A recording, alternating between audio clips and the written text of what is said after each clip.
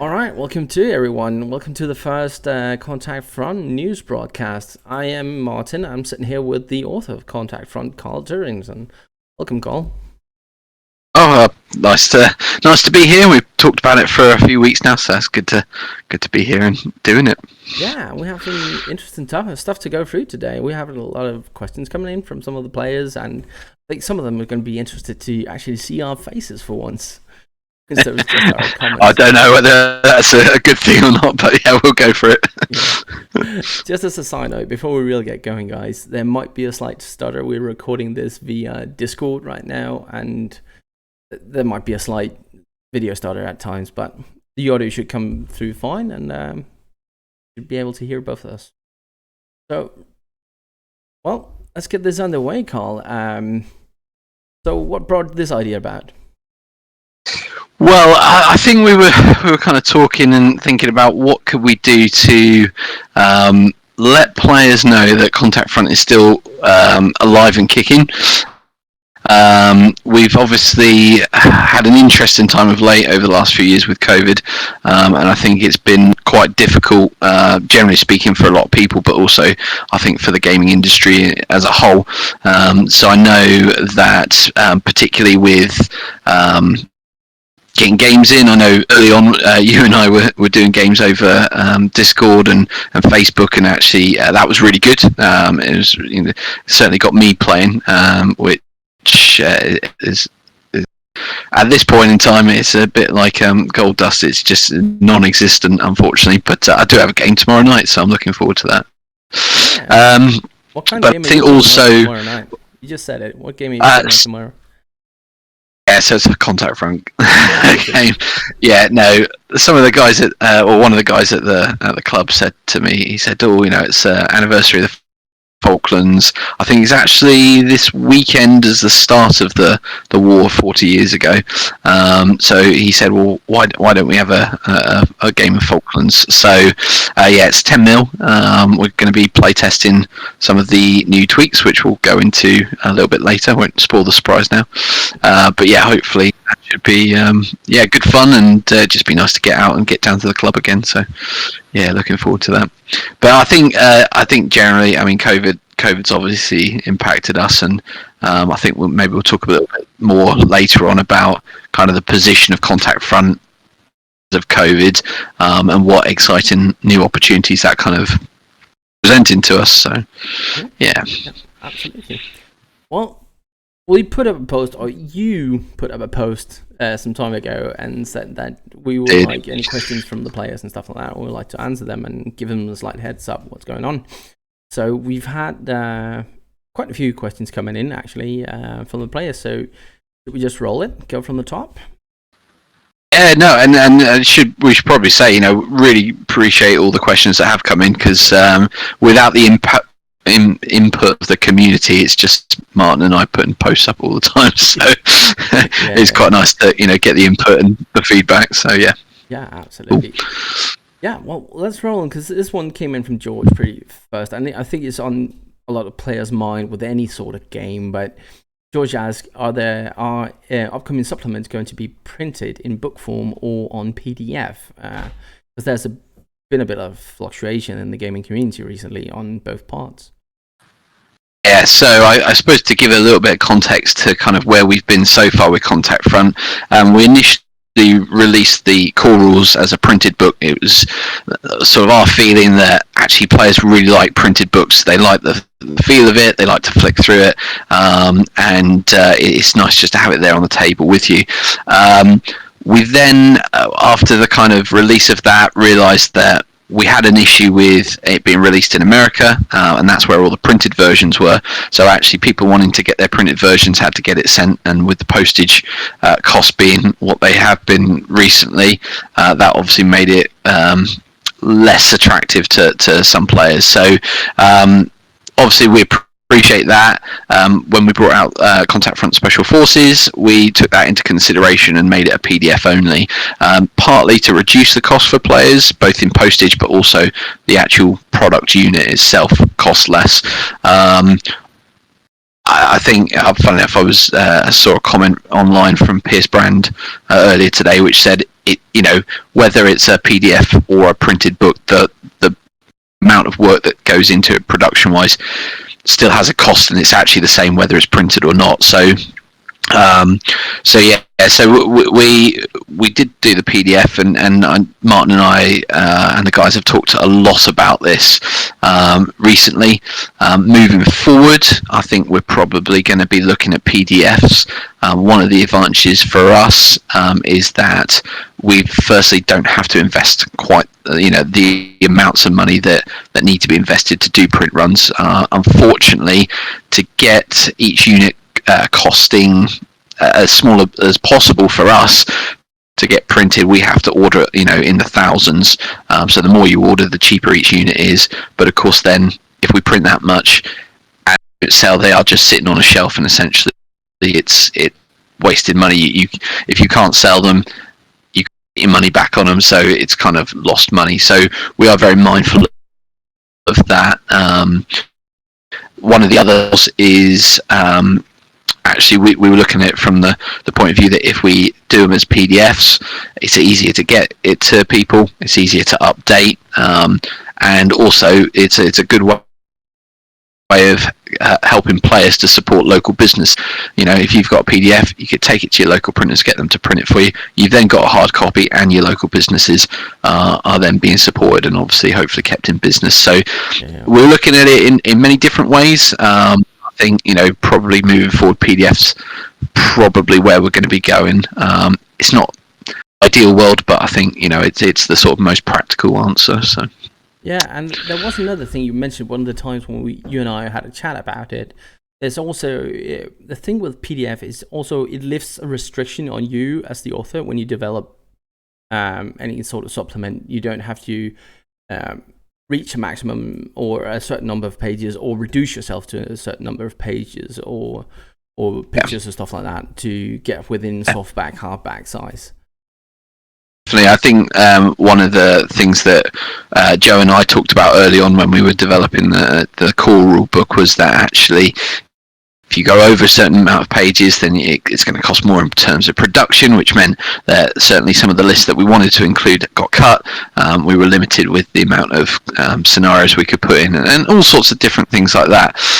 Whereas obviously with PDF, it's a file, and it doesn't really matter too much about the size of that file.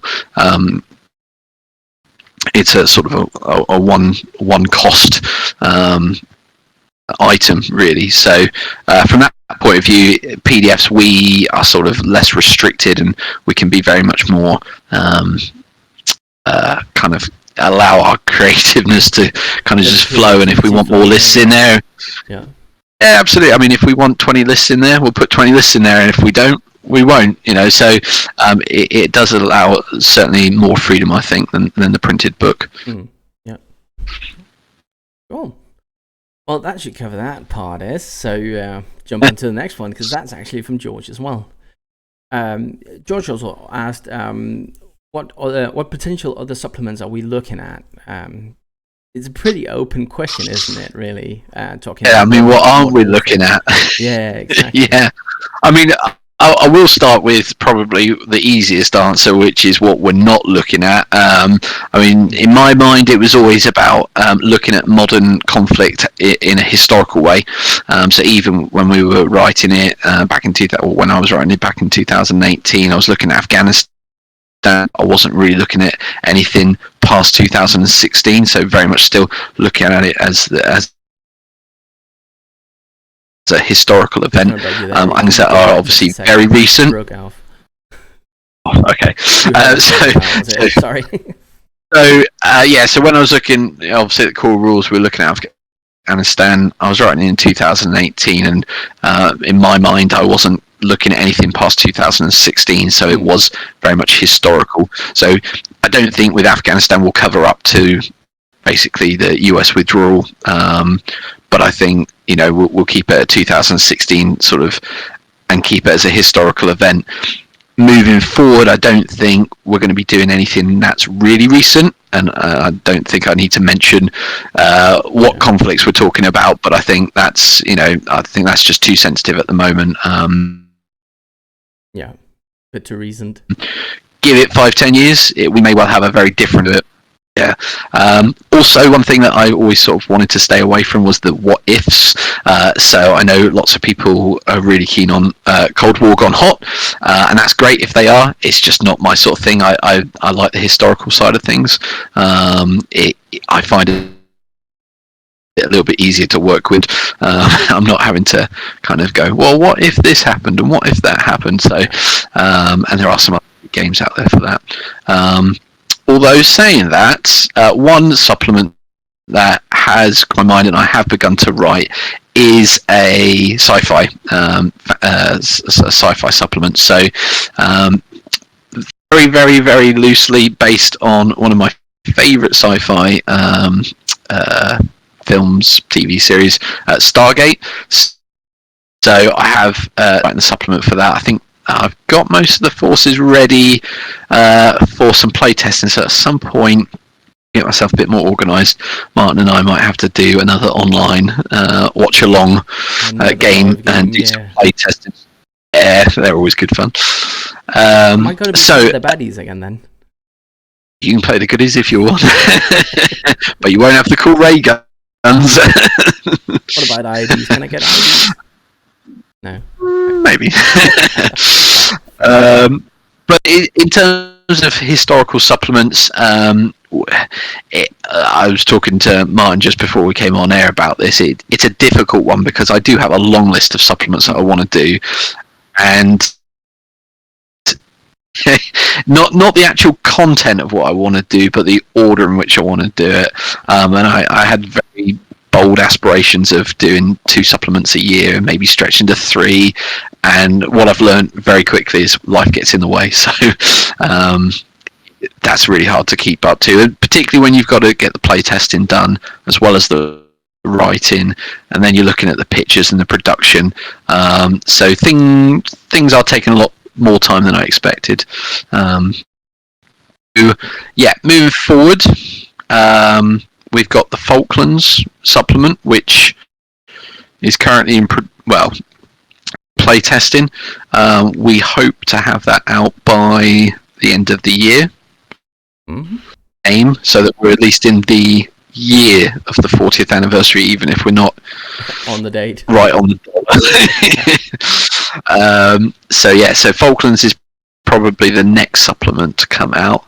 And I've already written the Chechnya supplement, but that again the playtesting has begun on it. We haven't wrinkled out all the bugs yet, or flattened out, we're going to say. So that still needs some work doing to it. Falklands sort of kind of leapfrogged it in terms of production timeline, so Chechnya has been pushed back a little. Obviously, when that comes out, then that will give. If you're looking for maybe Cold War Gone Hot, that will give you some Russian lists to play with. So hopefully that will be of interest to players. I've also got a lot of terrain to still build for that. That's another story. We also have begun work on the Afghan supplement, which I think I might just leave for now because I think we're going to touch on that a little bit. Yeah, we might come back to that a little bit. Come back to that. But yeah, I mean, if there's a conflict, really, I mean, pretty much post World War II, I think we have been looking at the possibility of using Contact Front for those conflicts. There is one conflict that's pre-World War II, which our good friend John has been toying around with the ideas for, and I'm sort of becoming more and more tempted to see how far Contact Front can stretch, or how far it would fit. We'll put it like that. But I won't talk about that anymore because we'll leave some surprises for the future. Yeah, well, there has, as you say, there's been a lot of ideas thrown up, also by players pretty early on, actually, in the history of Contact Front. Like Bush Wars was mentioned pretty early on, and a lot of the other African conflicts and stuff like that. But yeah, as you said, condensing it and making sure you get one sorted before the other sounds good. Yeah. So, good. All right, let's move a bit on to a question from Nick. Nick asked, have there been any rule changes or clarifications, really? Yeah, so that's a really good question, Nick, because actually there has, and as sort of Martin says, I'm really sort of throughout the history of Contact Front, we've had various questions asked on the Facebook page and answers put out, clarifications as well. So we've got on the Facebook group, we've got an FAQ in the files section, and we've also got an errata in the file section, which both get updated when they're in update, and anybody who wants to go check those out, go onto the Facebook page, go to the file section, but we have kind of taken that a step further. So Contact Front is sort of 4 years old this coming November, and I know people have been asking the question, well, when's the next version coming out and all this, that and the other, and I said nope, I'm not going to do it. If it wasn't good enough the first time, it's not going to be good enough again. But actually, we kind of caved a little bit. So I guess to kind of put it into context, what's happening with the publishing side is that God's Eye Games are sort of downsizing, perhaps is a way of putting it, because of COVID and the impact. And I think just the way life is at the moment, Joe at God's Eye Games has decided to really sort of take a big step back from what he was doing with God's Eye Games. So the publishing of Contact Front will actually, I think their rights to it will run out in November of this year, and the plan the moment I say at the moment because it could all change tomorrow, but I think Martin and I are planning to take a big step for mankind into the world of bookmaking. Better way to describe it, we're going to draw some pretty pictures with some Crayola colouring pencils and what.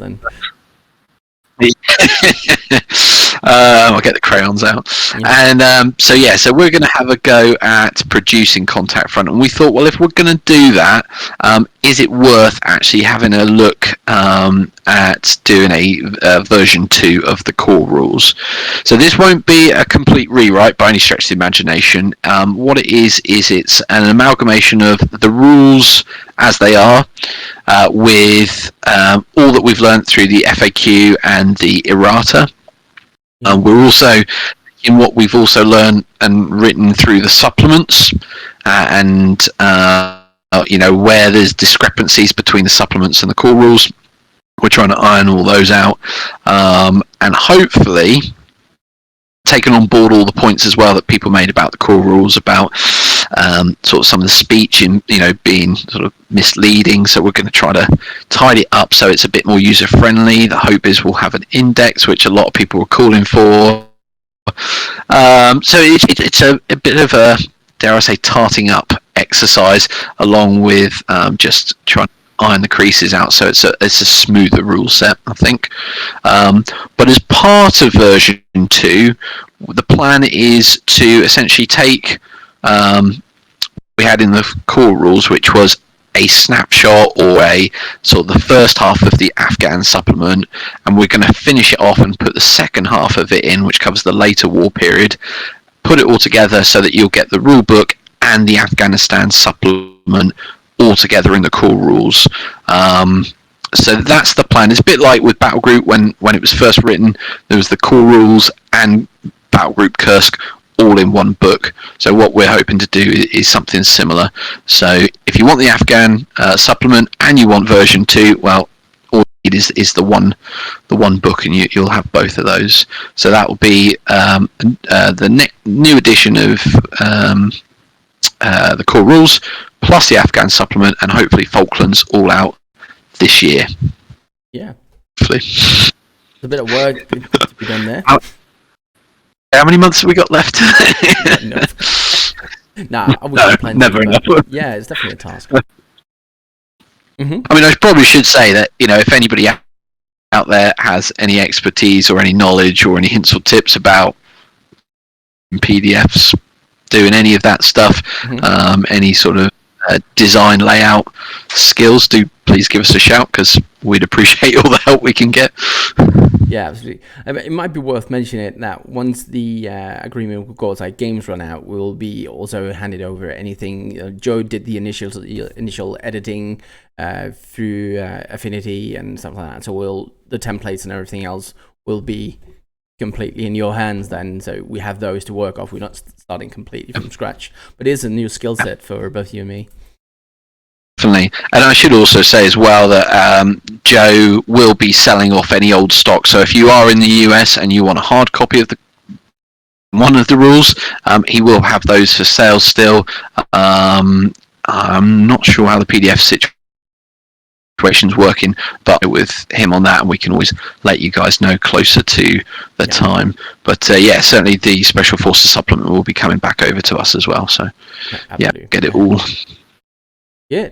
So cool. Yeah, there we have it. Version 2 in the making. There we go. Big news. We'll stop there then. Go on. Yeah, just cut it here. We had a question from Rodriguez. He asked about any events going on beyond the Falklands, but I think we more or less covered that from the question from George as well. What's being worked on with the Falklands and Chechnya coming up, and how you generally approach other events and the context you want before you decide to make a new supplement. So I think we'll pass that on. But we haven't forgotten Rodriguez. We saw it. Yeah. So, but there's another one from Rodriguez, and he asked if there's any more Special Forces stuff coming out. Yeah, good question. So the way we're working is, again, on that historical context. So if a conflict has Special Forces operations in it, then obviously we will look to include those. So, for example, with the Falklands, the SAS were heavily involved. In fact, SBS were as well. But SAS obviously had the raid on Pebble Island, and so there's going to be an army list for the SAS, and there's also going to be scenarios specifically based on the Pebble Island raid.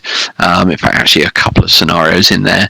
And again, like Martin was saying earlier, with the fact we're going to do it as a PDF, it gives us the scope that an action like the Pebble Island raid, great if you've got, I don't know, a 12-foot by 4, multiple actions, a big runway, all that on there. But what we were looking at was, if you haven't got that, if you've only got your standard 6x4 or 5x3 or whatever you've got at home, could we split the raid up so maybe there's like 2 or 3 parts to the scenario, so you can actually play through a couple of scenarios to complete that sort of action. So we're toying with that idea. I'm trying to break down quite a few goose greens, and the attack on Darwin is another one. We want to break that down so A company para, B para are doing one thing, there's something different in the center and there's something different on the right flank. So it's not just the same scenario repeated 3 times, but actually we can look at 3 separate scenarios which make up, and then actually it might be we add in there, depending on how you get on in those games, depends on the outcome of the entire battle. So lots of fun things that we're playing around with on that. Other things in terms of Special Forces, I can say that we've got other ideas in the pipeline. So brought out the Special Forces supplement, very much looking at the kind of green side of Special Forces. So they're kind of jungle warfare, Arctic warfare, kind of the I suppose the more operations abroad look at it. I've also got an idea for a second supplement, which I think at the moment we're calling Special Forces Blue, looking at the more kind of stuff based at home, the counter-terrorism side of things. We're thinking about actually what mechanics could we use to do, I don't know, things like the Iranian embassy siege, which is something I've wanted to game for many years, and how do you do that in a way that's fun and exciting and might not necessarily lead to the terrorists getting slaughtered, which we obviously know in history they did. So looking at things like that. We're possibly even thinking, could we extend it so it's not just Special Forces, but we're also looking at law enforcement, so we could look at SWAT teams, bank robberies gone wrong, SWAT comes in. So again, using a lot of the rules we've already brought up in Special Forces, but using them in a slightly different way to get different types of games on the table. And hopefully that just means that the audience that will appeal to may well be sort of wider than it currently is with Contact Front. So yeah, we'll see what we come up with, but I'm excited about it. Just may well take a while to get there. Yeah, there's always thing, because back to what you said, you need to do one step at a time on these supplements and make sure you get one right and the playtesting done on them, each and every one. And it takes a bit of time to get it out there, write it down, have the ideas adjusted, and then get it out there. But definitely it's going to be interesting. I mean, with what you already done as well on the Special Forces supplement, there's loads of options to broaden that one out. If you can't wait for the Special Forces Blue out there, you can tweak it more or less if you want to, like do Iranian Embassy with a few tweaks, or Colombian counter-drug operations, stuff like that, more or less fluidly if you want to. But sounds very interesting with the SWAT side of things. Yeah, well, I think my problem is that I think just prior to writing Special Forces, I'd watch Netflix, and it's about a SEAL team, and they're like the start of the film, they're getting a CIA agent out of some Colombian sounds like Active Valor, me. Valor, that's the one, that's the Badger. So I'd watch that, and then I think not long after that I'd watch SWAT with Colin Farrell, and I thought, oh well, that's almost like the same thing. So I've got bank robberies and Colombian drug lords all in my head. So anyway, maybe a few people have been watching the SWAT TV series going on as well right now. That's good. Yeah. So that's the problem. I watch TV and I just get inspired to write new rules, and I haven't finished the last project. So I'm a butterfly. Keeping you down. Absolutely. And real life. Right. All right. So that's the Special Forces questions out of the way. The other one is something that's been brought up by multiple, but again, it's brought up by Rodriguez. He's asking about what about OPFOR adding in a standing army instead of just terrorist cells or insurgent cells and militias? It's a really good question, because actually, funny if my friend Mark said to me the other week, he said, Contact Front, it's asymmetrical warfare game basically, and I said, well, it's not quite, because we're hoping to look at what happens if you put a regular force against another regular force. And I think again the Falklands supplement's been really exciting to work on, because it's the first supplement that we're looking at where you're having a regular force versus a regular force. Has lots of questions for me as a game designer. Is previously insurgents don't test for casualties, so when we come to regular versus regular, are we going to have both sides testing for casualties? Are we going to have casualty phases for both sides? So it is a really interesting one, and of course reading about the period itself, they didn't quite work the same way as they do currently previously in Afghanistan, where your medics coming out there assessing their triaging, and then they're getting the casualties out there. In fact, actually, because of the nature of warfare in the Falklands, where it's very open ground, you've got to get close and kill the enemy as quickly as possible to really reduce the casualties.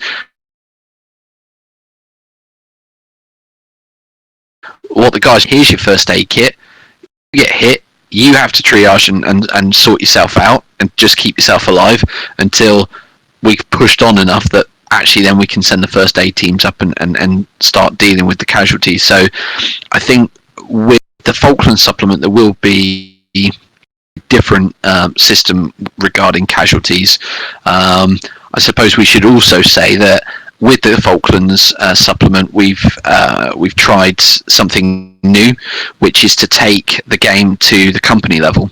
I think previously we'd sort of put in the rules nominally that you could take it to the company level, but it would just be like 2 or 3 platoon level games. You just get extra dice for the activation roll. subsequently I've looked at that, and I believe I've spoken to somebody previously who was talking about the fact that with games you have sort of like a sweet spot for how many units you have on the table. So if you have too many units, it becomes almost unwieldy, and it's not a great game. Too few, and it's just not enough to do anything with.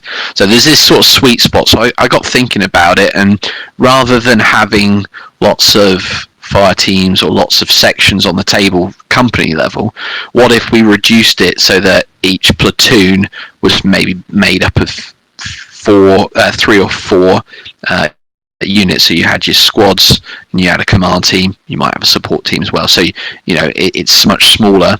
And then it got me thinking, well, if you're then doing multiple figures on a base, it's not as easy to do the casualties. So come up with a system we're hoping is going to work, we're hoping it's going to work really well, that looks at the kind of combat effectiveness of a unit rather than looking at the individuals and whether they're wounded or not.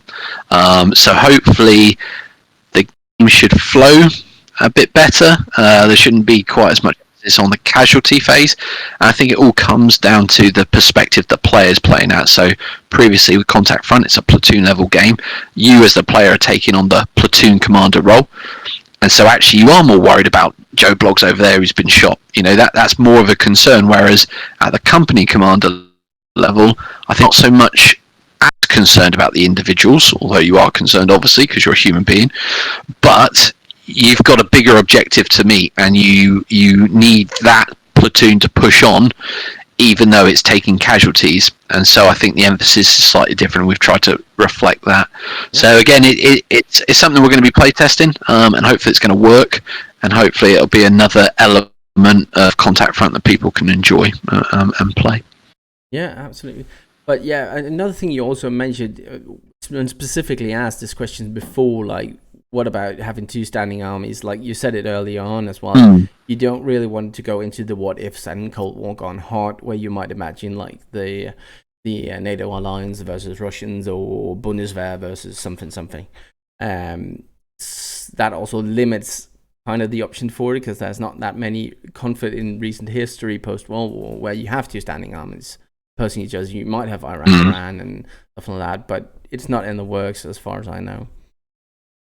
Yeah, I think with Contact Front, what we've always tried to do is not give players a rule book that they have to absolutely keep to. I think what we've tried to do is give them a rule book which acts like a toolbox, and hopefully with the Falklands supplement and adding in that company level ability, players will be able to take that and say, well, actually, I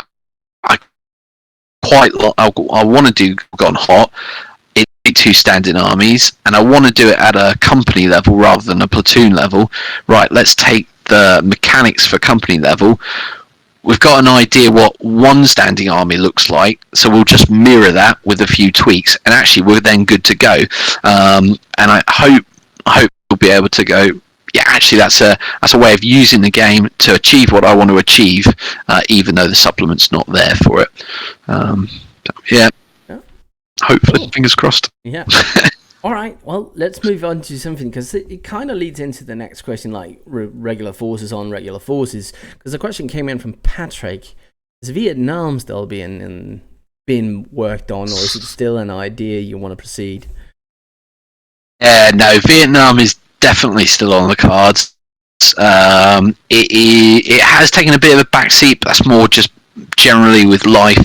Falklands also, with it being the 40th anniversary and the sort of window that we've got to publish it this year is very small. We very much wanted to make sure that we've got that one ready to go, and in fact probably to the stage where you just had a slight cut out, so you might want to repeat that sentence there. Right. I was just saying, I think Falklands, we're very keen to get that out this year because it's the 40th anniversary, and so we only have a very short window from when we have the rights to publish it to the end of the year. I think we're looking at maybe a month and a half. So we're looking at a very short period of time to release that. So we want to make sure Falklands is ready to go. So it does mean that like Chechnya is taking a back seat, and Vietnam, although I have done quite a lot of work on it, it taking the back seat. But I think that there's many reasons for it. I think primarily I want to do a really good job. I want to do it justice. Vietnam is I think I'm quite a popular era to game, and I think just throwing a rule set out there that sort of doesn't really do it justice will just be a failure, and I wouldn't want to put my name to that. So that is the main reason. But I think it also benefits from taking more time, because if we not done ones until after Vietnam, we might not have the company level tweaks and mechanics designed. And I think to do Vietnam with both platoon level and the company level rules will be really good, in the sense that I think a lot of people would quite enjoy getting 10mm figures, 6mm figures, whatever, for the bigger scale games, smaller scale figures for the bigger level games. Yeah, I think a lot of people would quite enjoy that, and I think if the rules work well for Falklands, I think it will work really well for Vietnam. So yeah, I think when it comes out, I'm hoping I'm going to be really proud of. But yeah, definitely still in development. Yeah, I think you also mentioned this at some point, like when we talked about Vietnam, that once you began to dig your nose into it, and you come away from just the usual perception of a few Americans running around in jungle fighting VC, or maybe the fall of Hue or something like that, it becomes a really big beast suddenly, with a lot of different units adopting tactics and stuff like that. So different terrains and stuff like that. It's really a big beast, Vietnam, and it takes time to do it right. Yeah. Like you say, when I started digging into it and doing some reading, even the US tactics are throughout the war changes. You start off with doing strategic hamlets, and then by the end of it, you're doing search and destroy, all sorts of stuff. So yeah, I wanted to try to make sure that we're covering all of it, and that's a huge task. I know Warwick, with his set of rules, NARM 68, is only focusing on, I think, 1968, and that part of the war. So, if somebody like Warwick, who's fantastic, is only focusing on 1 year, I do think it does mean that what we're trying to do with Contact Front is extremely ambitious, and it may well not be to the level that Warwick does it, but hopefully what we'll have is a really good game we'll enjoy playing, even for just the fact that Contact Front has got that simplicity and a fast-paced, easy game to sort of style to it. All right, you heard it here, folks. So Vietnam is still being worked on. Don't worry, you'll get a fair chance to build rice paddies and small huts at some point. Yeah, mine are around here somewhere. Yeah. Well, that more or less covers there were some doublets on the questions list, but this covers the questions that really came in. But before we start to round this off, then really, because you've mentioned playtest and you mentioned development and stuff like that, could you maybe just inform the guys out there a bit about how that actually works? What kind of things do you use in the way you playtest stuff, or get things written, debated, playtest? Because it's not coming up on the Facebook group. Yeah, no, it's a really good question, and hopefully it'll give people an idea as to kind of why I'm so slow. I think when it comes to development and writing, usually I don't like to jump straight in without really having some sort of basic knowledge about the conflict that I'm writing about. So generally starting off, it's me reading, and I'm not the quickest reader, so and I don't have a huge amount of time for reading, so it does take me quite a long time to get into the campaign or the conflict. Once I'm kind of into it and I've got a basic understanding, at it several different ways. So for something like special forces, I thought, right, okay, what sort of environment in? Started basically from there, right? Okay, jungles. How do I want to go about presenting those? What sort of issues come across fighting in the jungle, snow, all that. So it might be terrain is one thing I look at. Chechnya very much had the question of urban warfare. How are we going to represent that? It's still one of those kind of questions, I think, that's still probably bugging us. Is, actually, if one side's going to fire a rocket or an anti-tank weapon into a building, what's that going to do, and how are we going to represent that on the table, and what effect does that have on people, and all these great questions. So, there's things like that. Sometimes it might be I get inspired by the actual troops that were fighting and the formations. So for example, with Vietnam, I've looked at the tactics fairly early on, getting an idea, as I talked about earlier, about the fact that the US had different tactics throughout, and so where I've found those well documented, I've been able to say, right, actually, here's some scenario ideas, boom, boom, boom, boom, and then trying to dig each one, kind of tear it apart and say, right, well, what was the main aim of it? How did they go about it? What sort of pros and cons were there? How am I going to represent that on the table? Or I've taken an army like, I don't know, the Air Cav, which is obviously, we were soldiers, really, paints a good picture of them. Yeah, so it's taking a unit like that and doing the research and going, right, okay, how were they made up? So I was in the books again, writing an army list, and then I realised, that's what the green lot did and they didn't go in when they hadn't got the experience of fighting in Vietnam. And then you read accounts of, well, actually they changed it, so it was more like this, and you changed it more like that. So then I find myself with an army list which has 4 variants. I've got a variant for a green force without the experience going in, and then I've got 3 other variants for experienced platoons. So you can kind of pick the platoon you want to take, and so all that kind of rolls into it. I've also tried to, with Vietnam, look at sort of experience and how does that affect the troops. So it's not just about what your platoon looks like in terms of whether you're experienced or inexperienced, but it also thinks about, okay, when we're in battle, how does an experienced soldier react to the fight as opposed to an inexperienced, and it's not just the case of an inexperienced keeps his head down because he's scared. Actually, maybe they're a bit more gung-ho, maybe they really think they're invincible, and maybe they're going to charge after the enemy, which might or might not end well, and that experienced guy might not actually charge in. He may well keep his head down because he realizes he's only got a month on the tour left. So all these ideas kind of go through my head, and basically I just open up a Word document and kind of vomit onto the page, really, or as many ideas as I can. And unfortunately, that's not where the development finishes, because then what I tend to do is I share that document with Martin, who slaps me around the head and says, "What were you thinking?" No, between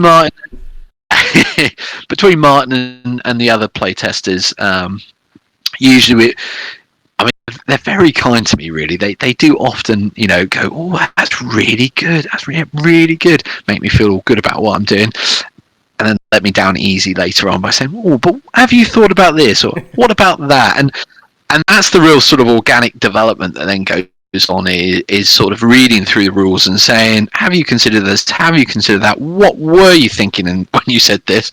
And we kind of go backwards and forwards, and I sort of try to explain myself, and ultimately that doesn't get the game to where we want it to be, because then we have to put it onto the table and actually start playing the games, and that's where I think it really starts to develop, because what I thought would work doesn't always work, and I think sometimes when people are playing it, they have their own expectations of what it means, and it doesn't work, and then there's that explanation of, actually I meant it to happen like this. Oh, that works, got you. Or actually, no, you're still miles off and we need to tweak it. Or have we thought about doing this to make it a quicker, simpler thing, or smoother? Or actually, does this actually reflect the sort of kind of experiences that the kind of history books and the accounts tell us? So a lot that goes on up until the end of playtest, and I think we still probably knock things backwards and forwards even after playtesting, prior to the final kind of book going together. And it is a very nerve-wracking time, I find, because you're sort of saying, right, we've got it right now, and I think everything is perfect, as perfect as it's going to be, to put it to paper and commit, and that is really scary, because then it goes out to the real people and they go, oh, this doesn't work, or they say, yes, and we love it. So it's really interesting developing a game, and I don't do it by myself, and there's no way I could. I lean on a lot of people like Martin and Joe and John, and there's loads of them. I can't remember everybody's names, but we're a very good crew of playtesters supporting you there. Very engaged guys with each of their own interests in different conflicts, really. So we have a lot of perspective coming in once you put something up there, really.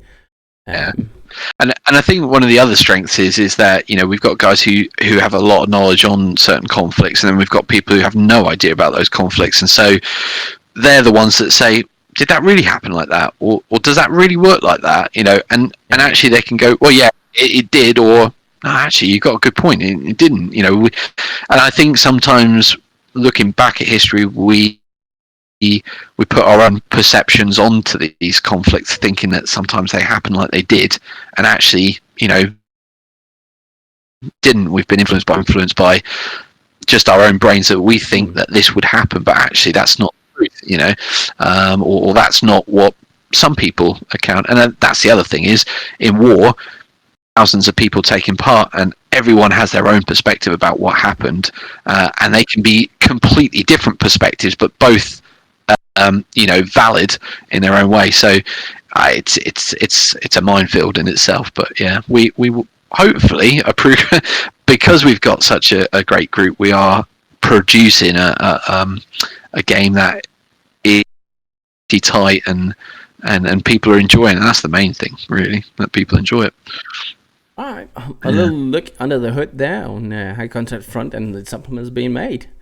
Wag. So that's more or less all the questions in there, and a bit of rounding out. Anything you want to add in before we start closing this down? We've been going for almost 50 minutes now already. Oh God, nearly my bedtime. I might tell you. I don't think I mean, I suppose a little sort of shameless bit of plugging myself. My plan is to try to start producing some more videos for my YouTube channel, which I haven't produced anything for in 4 years. So it is sort of a getting back out there and doing some videos, some of which will be based on Contact Front, and particularly what I'm doing around the Falklands. So if you're interested in any of that, particularly on the modelling side, as we get closer, I think probably later in the year, to releasing the actual supplement, and maybe version 2, I think we'll probably I'll try to do some videos specifically around those books, maybe giving you a slight insight into some army lists, or I don't know, maybe some battle reports here and there. Whatever I can kind of do with the sort of limited resource. Don't have a full film crew, unfortunately. So yeah, that will be that would be good, wouldn't it? So I think we'll be working on those things. I think just the more the community are kind of back to us and engaging with us, the more we can kind of look to do. I think it's quite inspiring. You'd be surprised when you've got 50, 60 people commenting, posting, or and we've got like I think 630 on people on the group. Obviously not everybody engages, but that's fine. But all those ones that do, it's greatly appreciated, and I think it certainly makes making content really that much easier. So much. Obviously, in terms of this news update, this will go out. It might we'll leave it a few months and maybe do another one just to kind of give you an update as to what's going on. How far are we sailing for glory? And I mean, if we've got any other projects that are starting, version 2 will be one to report on as well.